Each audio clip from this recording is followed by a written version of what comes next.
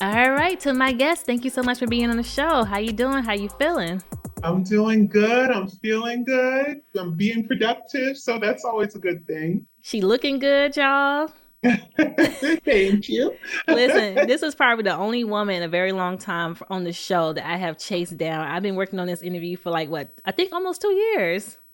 Wow, you know what? And I think what might have gotten lost in the shuffle is that I had somebody managing all of my interview requests Oh, and there was a transition. So there is a transition. During the transition, I'm managing it, and apparently I don't think all of the requests came to me. So yeah. yeah. That's how I know you busy. I'm glad we got connected. Me too, me too. I just want to say thank you so much. I have read your book in one sitting. I did a lot of research on you, and I'm just really excited to have you on this show because I know your story is doing a lot of healing for other people. So thank you so much. Thank you for having me. Now, how has your relationship with your mother and other family members evolved as you all had to navigate the aftermath? Well, there was a lot of ups and downs. The Yeah. aftermath, and of course, the aftermath, the journey also had all of its ups and downs. So initially, we were just so happy to be free of my father Mm-hmm. that we really focused. I know I did, and I believe, I think I could say even for my sisters and my mom, we really focused on getting to a place of normalcy, whatever we thought that that looked like.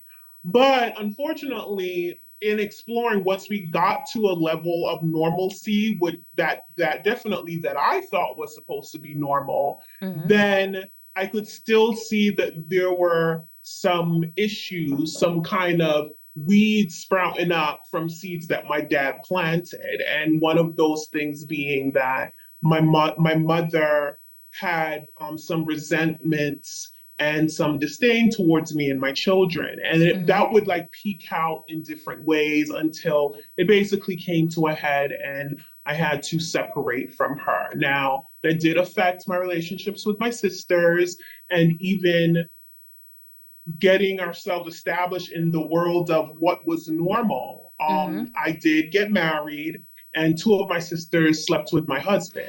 So Child, that when I read that in your book, I said, nah. Yeah, yeah, and it was just, I mean, I am very gracious and forgiving. I think even in my studies and my understanding of the impacts of sexual abuse and how they affect a Mm-hmm. developing human being, I forgave them. I forgave them both because I felt like, well, we were raised in this very toxic environment. Not to Yeah. mention, we were raised with the belief that polygamy was what was a sense of normal, which what was normal. And it is in many cultures, but not necessarily in the US. But, being used to that kind of sharing a man type of thing and seeing my father do that with the other woman that he dealt with, my mom being accepting of that. I think Mm-hmm. there was a lot of blurred and gray area when it came to now navigating a more common social structure, which would be like monogamy. So here I Right. was, the first one to get married, what seemed to be at the time a great guy who was very involved in the family, supportive, accepted my children. Mm-hmm. And my sisters saw that and they said, ooh, Right. you know? They said, ooh, let's see what, Big Sis got going on. And that's what happened. He But that's gave so in, fucked and up. it really is. And I mean, both of them did when I confronted them both. Well, I found out there was a gap between me finding out about one sister and finding out about the other sister. And I think I don't even mention my second sister in my book Right. Was it because the at one the that live time that upstairs? yes, yes. And the time Mm. that I wrote it, it hadn't been confirmed. So, it wasn't until later on then she says to me, yeah, so I have a confession. I was like, okay, what might that be? Now, by that time, my husband and I was already divorced. We had Right. interacting, but she felt that her holding this secret impacted her ability to find love. So she decided that to atone, I guess, between her and her conscience, she Right. needed to tell me. And and she told me, both her and my first sister, they both said, like, look, I fell in love with your husband. I fell in love with him. I approached him. They were the aggressor. And, that, of course, that has nothing to do with the decisions that he made, but Right. they were the aggressor and he fell under their spell, I guess. So You know what's so funny? When I was reading your book, I thought it was her that you was talking about until you said it was your other sister. And I don't know what gave it away, but I was just like, I don't know. I feel like they did something. because in my book, I do talk about the first sister that I found out about suspecting the second sister.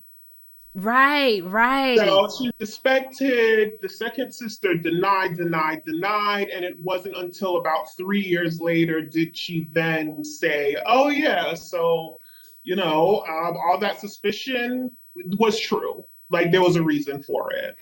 Listen, he must have been doing something right because he ain't have no teeth. When you said that, I was like, girl, like, what is he doing? You said that, it brings me back to the moment that I discovered you. Yo, she got me crying, y'all. That's a testament to how trauma works because I was not like anything that was my dad. I did not like in men. I did not like long hair. My Mm-hmm. ex-husband was bald, and many of the other guys that I dated were bald. My dad was always so focused on his teeth, and he thought he just had the greatest smile. So I think I subconsciously kind of overlooked, and his grill wasn't perfect. So, yeah, something how that works. But no, he did not have any teeth. I know you was sick of that nigga. Like, you got some nerve. Yeah.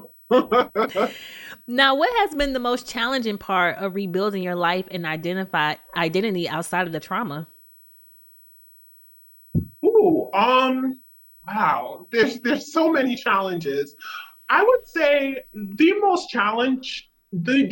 challenging aspect would be my sexuality Mm-hmm. with being comfortable with sex. That was a struggle for me Mm-hmm. because I always saw it as something negative, something that was demeaning, something that was used as a form of punishment. So Mm-hmm. it did take some time to get to that place, but I made a concerted effort. I made a decision that if there are millions of women out there enjoying sex and enjoying the pleasure that their bodies could give them, then I have the right to do that too. And I went on an education journey Mm. with myself, but it was a challenge. It was scary. And then once I got to the point that I was able to be intimate with a man, I still reverted. I still Yeah. reverted back to the scared little girl who was being forced into doing something to please a man. And it was sort of a disaster, but I worked through it. I would Mm-hmm. say that, and definitely having to take, well, not having to, I mean, I don't consider it a burden at all, but having to come to terms with my daughter who passed away, who had Yes, special my needs. condolences. Thank you, and just kind of accepting and even grieving the fact that she had her condition was something that I had no control over. Right. And that was just another layer of the abuse that I suffered because had I not been forced to make children with my father, then she would not have been born with these severe genetic disorders. So that was kind of tough to deal with me. When she passed away, that's when all of that just kind of piled on. And I went through the anger and the missing her and then Mm-hmm. also just placing blame. So I think it was during that period I was most angry at my father. And I see you wearing pink for her. Yes. Yes.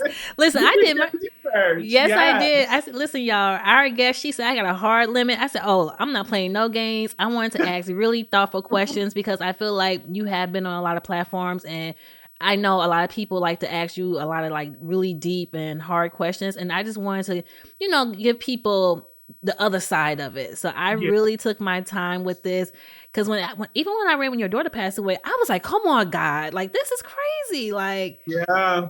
I couldn't There's even bound to be imagine. some come on God moments. Yeah. Yeah, Like I yeah. was not expecting that. The way you wrote it, or the way you just wrote the book, period, I was just like, wow. Like you did a really good job with that. Thank you. Of, Thank you. of course.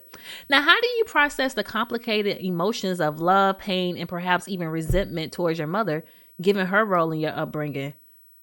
Well, one, going back to that whole grief thing again, I really had to grieve the fact that I lost my mother, right? I Yeah. lost my mother at a young age. And then even once I felt like I got her back again during the time we escaped my father and I was able to establish or try to establish a more parental, mother-daughter relationship with her, I Hmm. then lost her again. So I think that came with one grieving the fact that I don't really have a mother, definitely Right. not in the positive sense, and then accepting that, and then also recognizing that not everything she did was bad. Like there, of course, as a person, why a lot of people love her, and Hmm. she's talented, she's articulate, she's beautiful, she's poised, and she's intelligent. So there are a lot of things to love about her.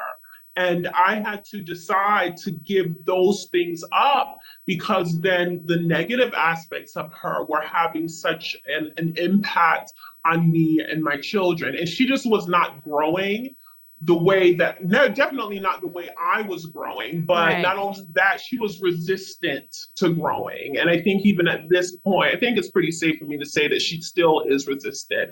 I mean, even after I published my book, she called me and told me, can I ask me to unpublish it because she felt it was preventing her from getting work. And Wow. and I'm like, wow, you think so out of No, everything, out of you think that's everybody. what's stopping you? Right. Yeah. So Not your it was just husband. yeah, right, exactly. Not your husband, not the fact that your name is in the public record because you testified against him. It's because I published my book where your name is not even identified. So Facts. that then just brought attention to the same selfishness that and motivated her to not protect her daughters, and it was just too blinding for me. So but I can acknowledge the fact that yeah, she's my mommy. She was at different points in my life, and I still love her for that. But I have to do it from afar. Have she ever apologized to you? She has in different ways, but Okay. I mean, somebody can apologize for doing something, but if they do the exact same thing again, how real Yeah. was that apology? So, but yeah, she's apologized. Because I feel like when you describe your mother in the book in the beginning, she was like completely opposite of where she's at now, and or where in the book. And I'm like, damn, like your father must have really had a hold on her. Like he must have really broke her down because the way you describe her, like she was like, she was doing her thing. She was successful. She was smart. Like everybody admired Mhm. her. So when you told me that she found out about what was going on with you, and I'm pretty sure the other sisters, I'm just like, wow, like what did he do to Yeah, her? yeah, and I mean, by then he was already abusing her. Of course, he broke down her self-esteem and her sense of confidence and self-worth because this polygamous lifestyle did not start as an agreed lifestyle. It started Right. with cheating on her.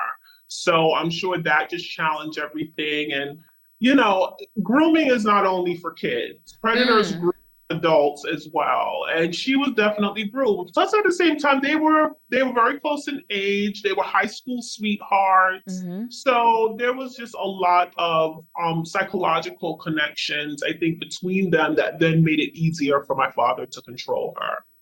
Do you ever find yourself reflecting on your father's life and choices? And if so, how do you make sense of his actions?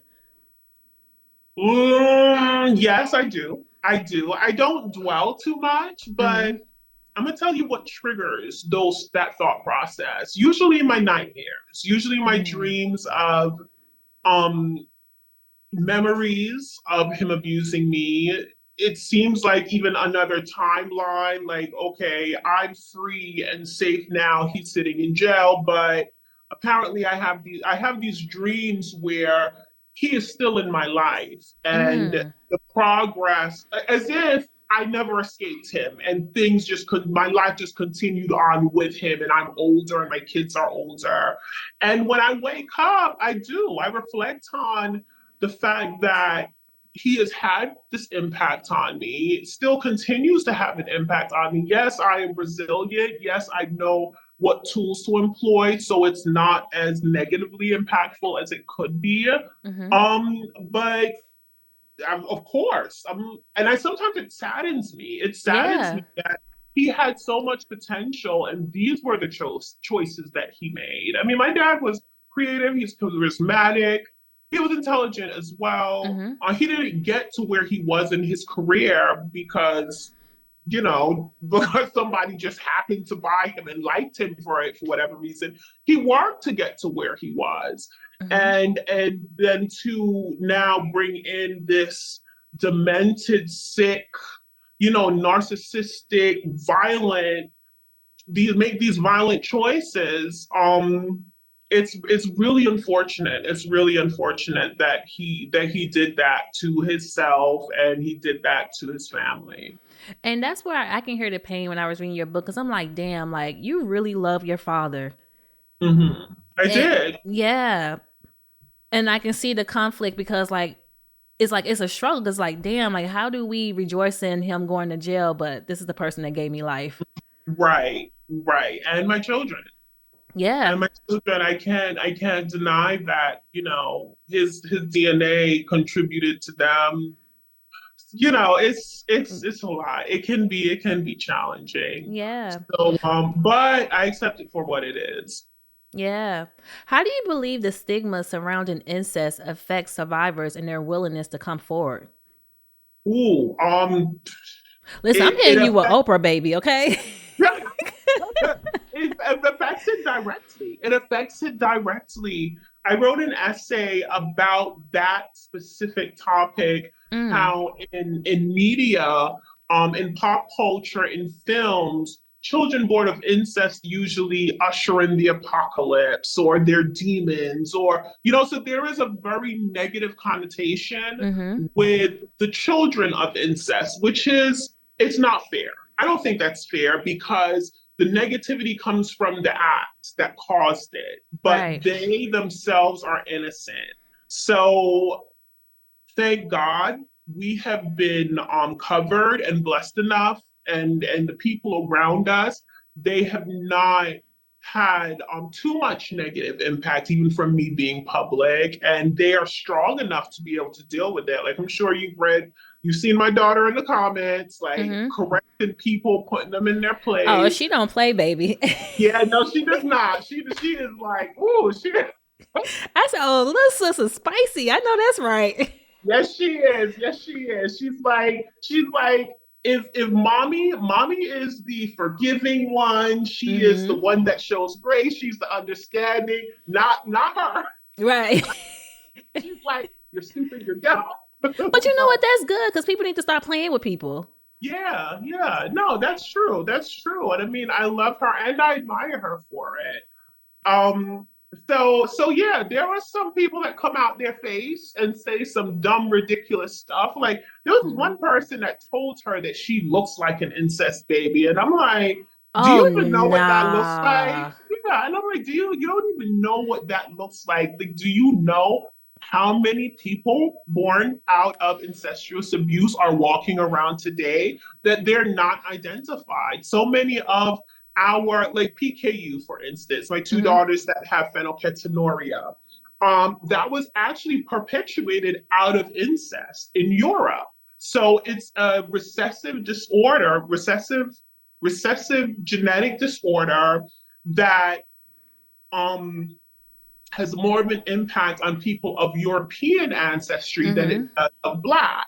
And it's because there were certain groups that were incestuous. That was their culture. That was their belief system. Mm-hmm. And when this gene came out that could not metabolize phenylalanine and protein, then they were marrying and making children, and it Mm. locked the disorder in. So it turns out that by father, we have Scottish and Irish descent, and Scottish and Irish ancestors.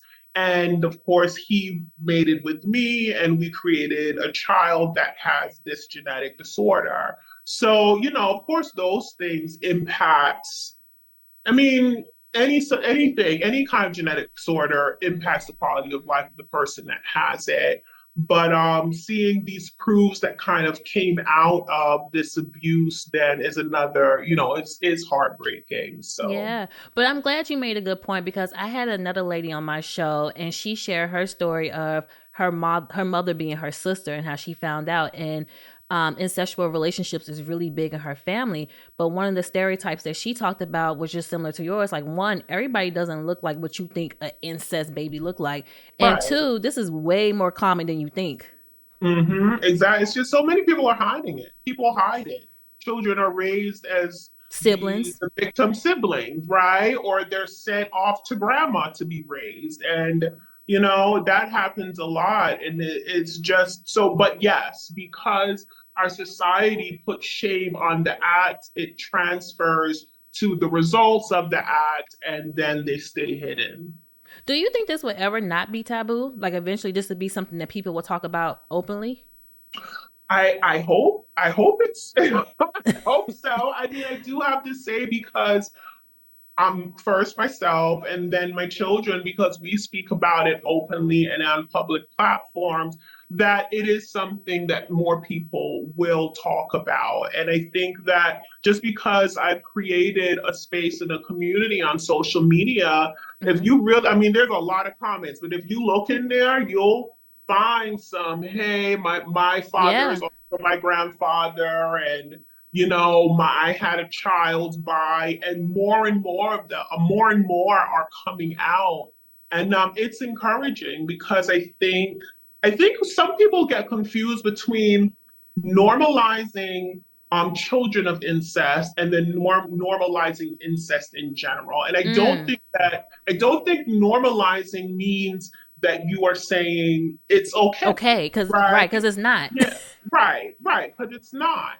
But I think normalizing, meaning that anything that comes with being a result of incest or incest itself, whether the negative impact specifically, if we can normalize talking about it, Mhm. then we could handle it more effectively. We could approach it more effectively. More people will be educated on the impacts, and I really hope that it will even be a deterrent to predators, that Yeah. they're them busting a nut in the moment is going to affect not only their victim, but also it could affect their descendants, and it's going to affect the entire family. So Yeah. that's what I think, from that perspective of normalizing talking about it, is very important.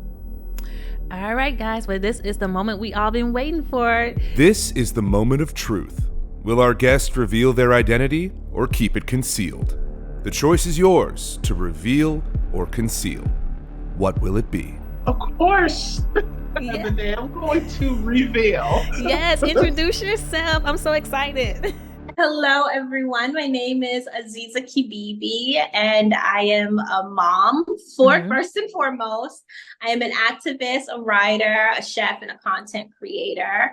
And I speak publicly and have created a nonprofit organization about preventing sexual assault of children, sexual assault in general, but more of a focus on sexual abuse of children and preventing all forms of gender-based violence. Yes, round of applause.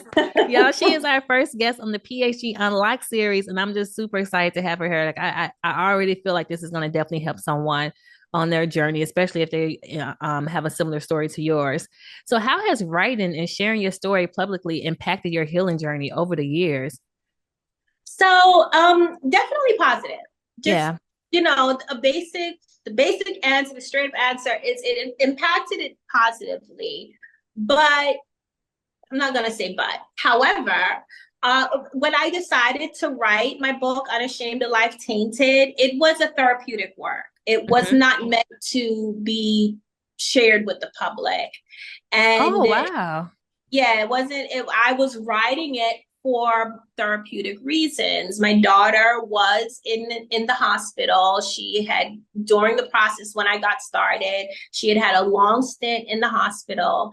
And I just knew that I had to get back into writing. I have always been a writer. Yes, I was homeschooled and my grammar probably wasn't very, very good when I started. Mm-hmm. But one thing that discouraged me from writing is I had a diary when I was a child while my father was abusing me, and my brother found it and gave it to my father.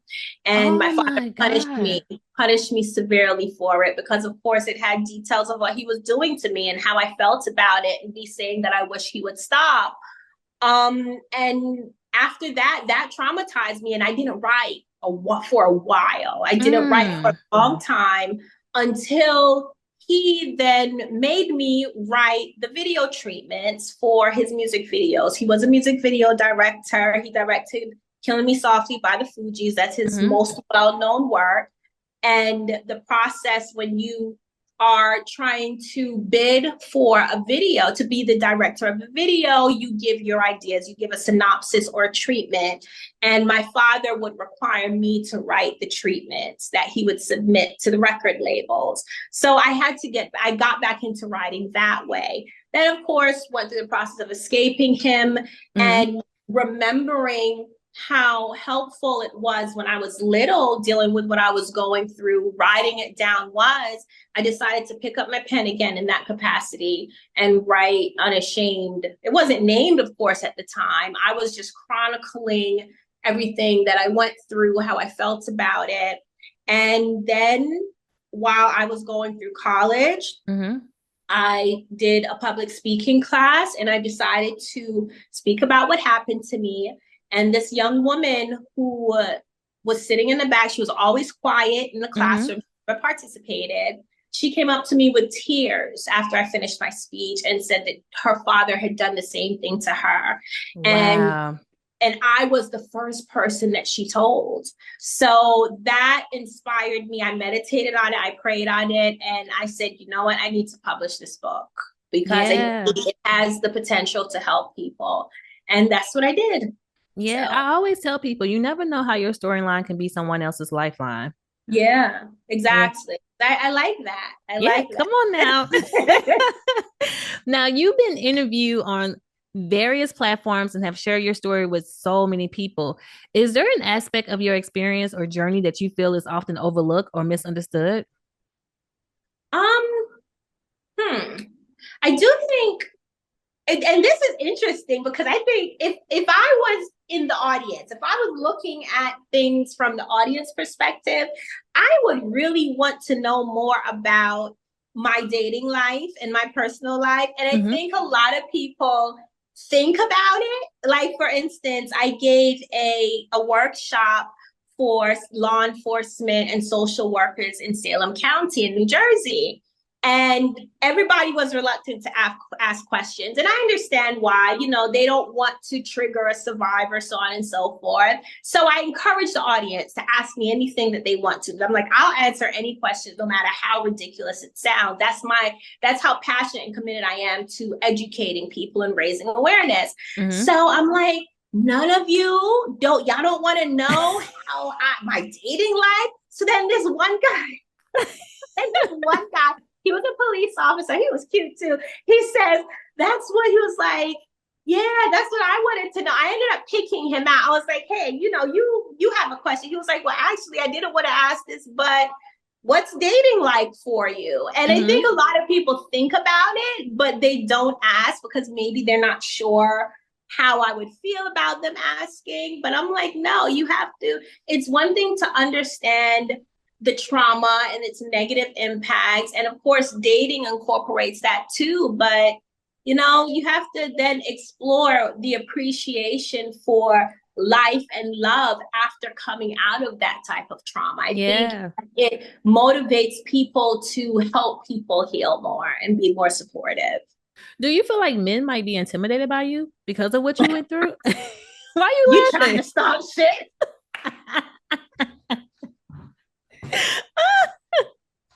No, I'm serious. Like, do you feel like that? Well, okay.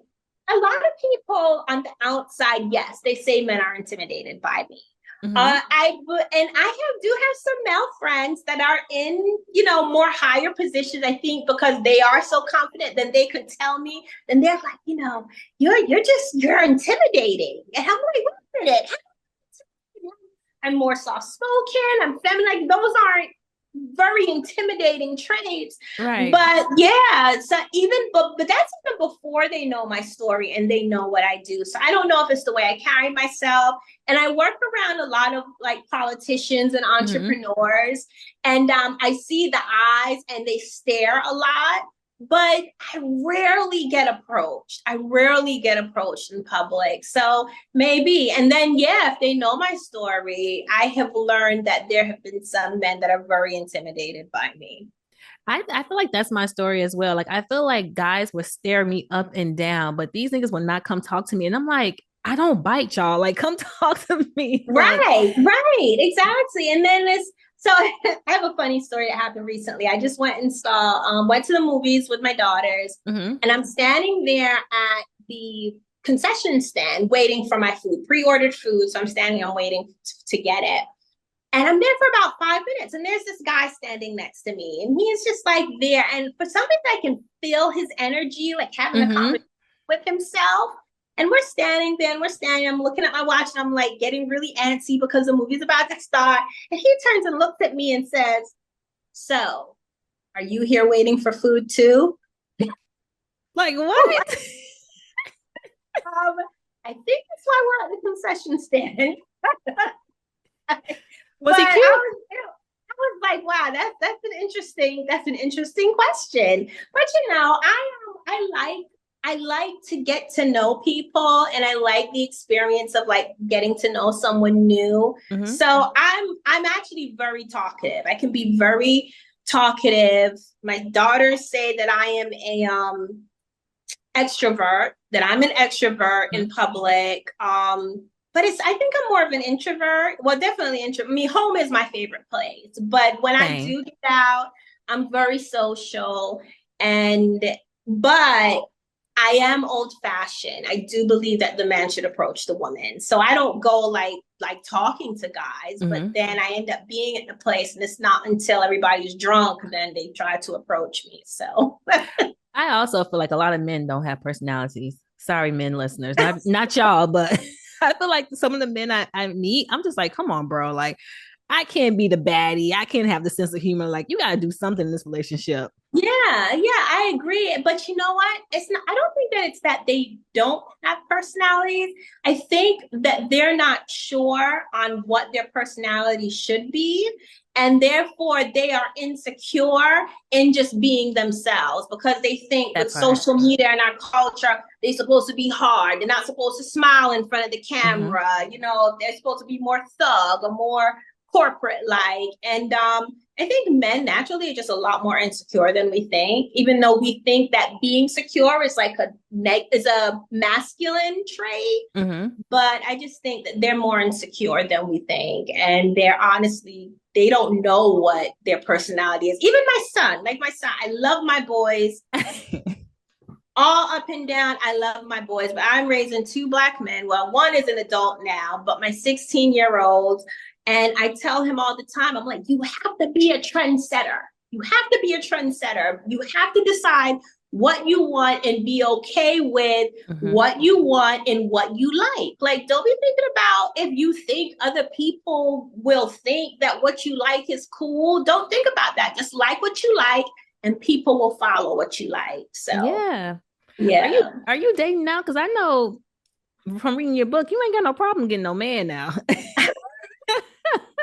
So are you dating anybody now? I'm not really dating. I'm not dating actually, I don't think I've never intentionally went out and dated. Like, I know some females, they'll make sure they'll go to a specific bar or spot or whatever on a regular basis with the intention of meeting a man. And I mean, I have my cousin, who is the family member that I'm most closest to. She kind of goes through that. Like, I'm going out here to try to meet someone. I've never done that. Like that has never been my intention. I go out to dance. I go out to have fun. I go out to network. I go out to socialize.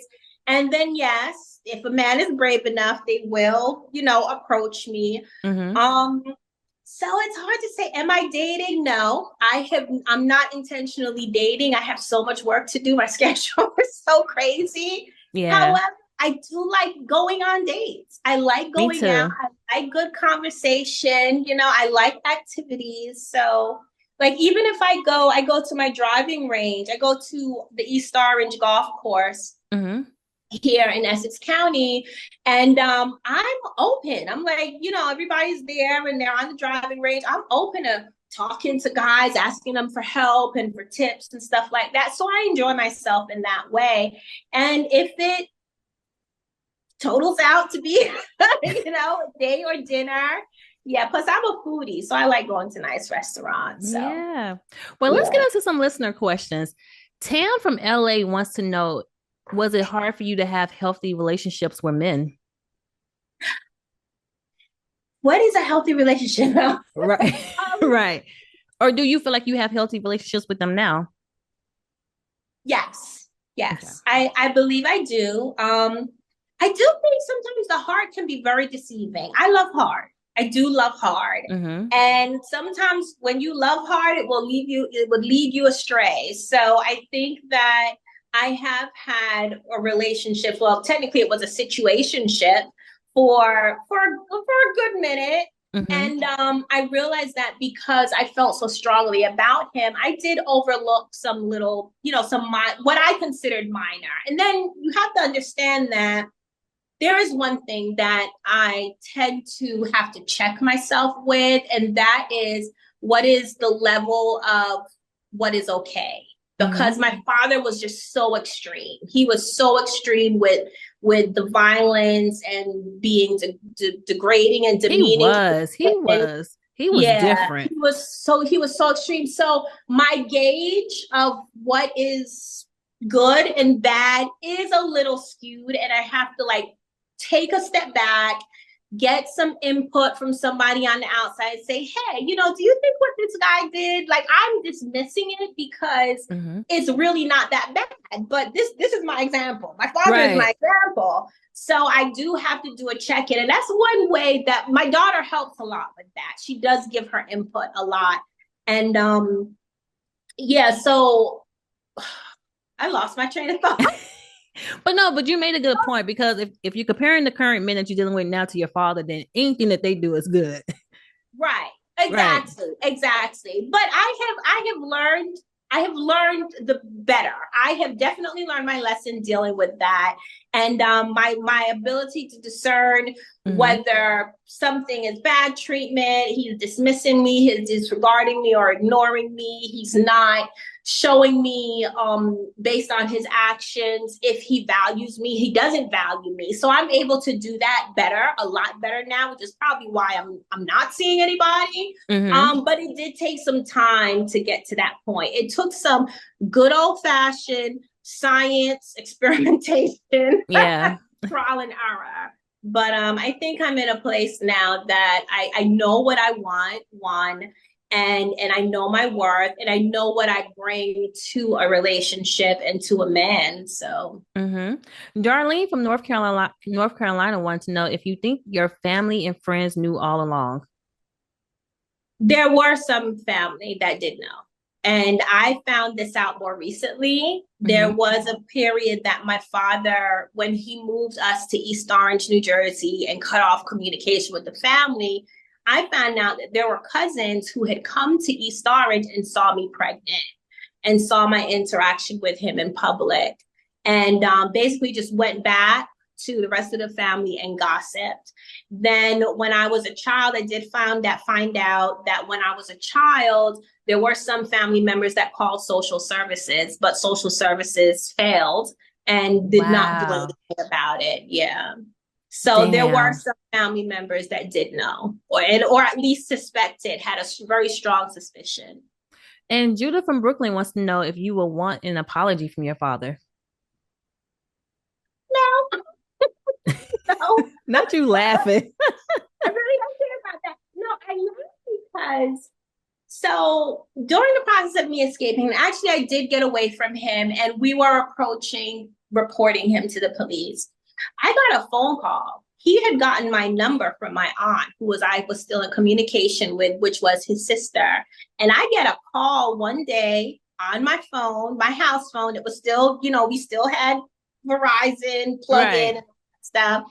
And it was his voice on the phone. And Ebony, when I tell you, I froze. And then he sat there and he apologized. He apologized for what he did to me, apologized for hurting me. He apologized for abusing me. And I was in tears. I'm like, okay. I'm like, this doesn't mean that there's going to be any connection, but he did apologize. And then in the end, he said, but I'm in love with you. And I think we could make this work. Wow. Yeah. So, and then I hung up. So at this point, I don't have that emotional connection to him as a father figure, I've moved on emotionally from him. So no, an apology wouldn't matter. He couldn't, it wouldn't make me, he could, or he wouldn't, it wouldn't make me any difference. Yeah. Wow. Now, what role has forgiveness played in your healing process, in terms of others and within yourself? That's a good question, the within yourself part, because I think it's very important for any survivor of sexual abuse specifically to forgive themselves. There's a lot of guilt that comes with the idea that you brought this on yourself in some form of fashion. So whether that is true or not, well, it's not true, but if you truly believe that it is true, then you have to forgive yourself for that in order to move forward. And of course, decisions that you made, that survival period, there's a lot of hard decisions to make. And looking back, they're not always going to be the most ideal. They're not going to be the best choices, but you have to forgive yourself that you was in survival mode and some decisions weren't necessarily ideal, correct, definitely in other people's eyes. As far as forgiving both my father and my mother, it was important for me to do that and instrumental in my healing because it was me taking my power back. Right. They may have been responsible for what happened to me, and my father as the actor of what happened to me, and my mother in not being a support for me and stepping in. So basically for what she didn't do, they may have been responsible for those acts, but they're not responsible for my healing. And part of my healing would be to take away the responsibility of my healing from them. And I believe forgiving them is the vehicle in doing that. So it has been a very important part of my healing. Have any of your father's former girlfriends ever came out and just apologized? Well, many of them didn't know. And the ones that did know, no, they did not. Except 𝐾𝐿, the one that also molested me with him. Child. I ran into her at my school at the time. I went to school when I was 35 years old. I went to Essex County College and then went on to university at William Patterson University. And she was in the bathroom at my school. Apparently she had gotten out. She did serve 5 years in prison for what she did. And she had gotten into a transitional program that Essex County has for people coming out of prison. They could do like a transition through community college. So she was in the bathroom. I went into the bathroom one lunch break and she was in there and she fell to her knees and begged me for forgiveness. Wow. So that was her.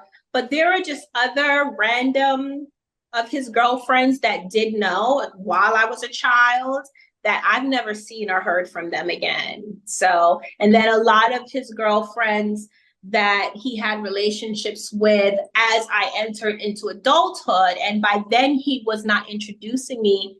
People didn't know I was his daughter. He was introducing me as his girlfriend. Wife. Right. Yeah, as his young wife. So they were none the wiser. They didn't know. So. And child, you shed some light on people in the industry on how they was looking at you, child. But for the sake of time, We'll talk about that another time. Yeah. You started your book with the dream where God revealed what was to come in your life. Despite all of the horrific things you encounter, your faith never wavered. How did your faith guide you through it all? Wow. How did my faith guide me through it all? I want to say, okay, so it wasn't necessarily faith. I think it wasn't my faith in God that guided me. It was my faith in the strength that God gave me.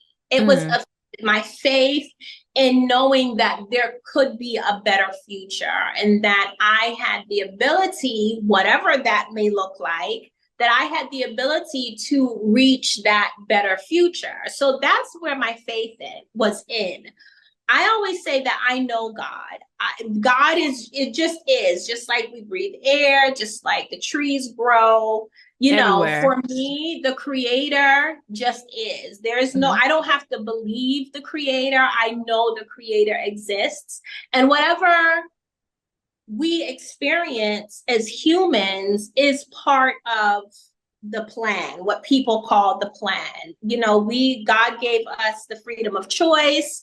And a lot of people ask me, well, how could you believe in God if he allowed you to go through these things? And it's like, well, you can't give a creation the freedom to choose and then intercede every time they make bad choices. And unfortunately, other people's choices are going to affect those that are vulnerable to those choices. So I think in accepting that and then focusing more on the gifts and the talents and the intelligence and the empathy that were my gifts from the creator, then my faith had to really be more in myself in order to escape my father, navigate my healing process. And that's what I did. That's how I did it. And last but not least, do you ever think about the what ifs? Because there was a time when you and your brother was going to kill your mom and dad. It was a time you was going to run away and your siblings was like, girl, you can't leave us. Like, do you ever think about what could have happened if you would have went through? Hell yeah. Hell yeah. But in a positive way. I think some people, they will harp on and focus on the what ifs, and then it will inhibit their ability to heal or move forward, right? And I think that's what regret is. Oh, well, I coulda and they shoulda, and then you get angry about all of these paths that weren't taken. I think I look at I look at the what ifs like fun journeys. And I think I'm also a creative writer. So I write poetry. I'm working on a TV pilot. Well, I have a couple of TV pilot scripts. And they are all little what ifs. Well, what if when I was working at a restaurant and I didn't find out that my husband had slept with my sister? But there's a lot of I explore a lot of what ifs in that way. And I think that's where writing can be very helpful. Well, okay, what if you made this decision instead of that decision? What would happen? And it's more of a fun journey, if anything. And I think that because even with my brother, we used to pace in circles. I don't know if you saw Evil Lives Here. They depicted it very well. I did. Yeah.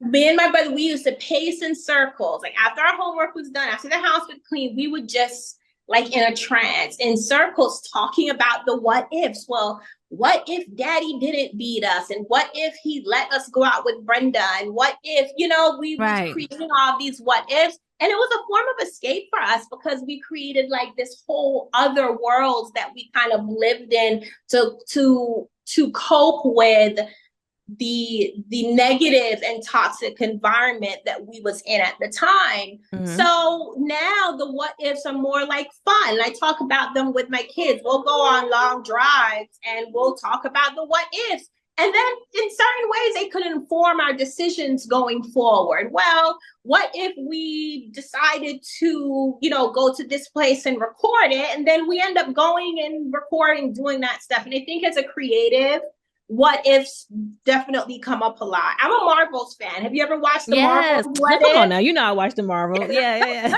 Yeah. So And it's fascinating to me because to a certain degree, when you even get into the multiverse and oh my gosh, I am on this. I know we are sure on time. No, I know. I am on this show called Dark Matter, and it explores the multiverse, but accessing it through the what ifs. If you made different decisions in your life, then you can access that path or that world that would have been created. And it's so fascinating. I highly recommend it on Apple TV. But yeah, I think as a creative, what ifs is like a huge part of the creative process. Yeah, so listen, we gotta have you back on. This was well worth the wait of 2 years. So so I am just so excited that we finally connect. So please let everybody know where they can follow you at, what you have going on, your book Unashamed, all these good stuff, so we can support you. All right. So my book is Unashamed of Life Tainted. You can get the link that gets it directly from my distributor on 𝐤𝐶𝐫𝐬.com, but it is also available in digital and print format on Amazon. Just put in 𝐤𝐶𝐫𝐬. The other thing, I do have a podcast called Self-Published. And that you can find that wherever you get your podcasts. All of my social media is 𝐤𝐶𝐫𝐬, 𝐤𝐶𝐼ZAKIBIBI. And the organization that is my passion and my vehicle to changing the world. Precious Little Ladies. Precious Little Ladies, yes. And also known as PLL Nonprofit, because we're incorporating some programs for men and boys. So it's Precious Little Ladies and then Precious Little Lads. So it's both PLL Nonprofit. And you just go to preciouslittleladies.org and PLL Nonprofit on all social media. We do have a fundraiser coming up on September 28th called Hope Blossoms. So just look on our social media and on the website, and you can get links to get tickets and contribute to ending sexual abuse of children and gender-based violence. Yes. And, help me change the world. Yes. Thank you so much. I would definitely follow up with you, but thank you so much for doing this. This was perfect. Thank you. Ignore my cat. He's being noisy. So yes. Thank you for having me. Listeners, if you have any questions, comments, concerns, make sure you email me at hello@thephddpodcast.com. Like I always say, make sure you share your storyline because you never know how it can help somebody else's lifeline. Until next time, everyone, later. You gonna say bye? Bye.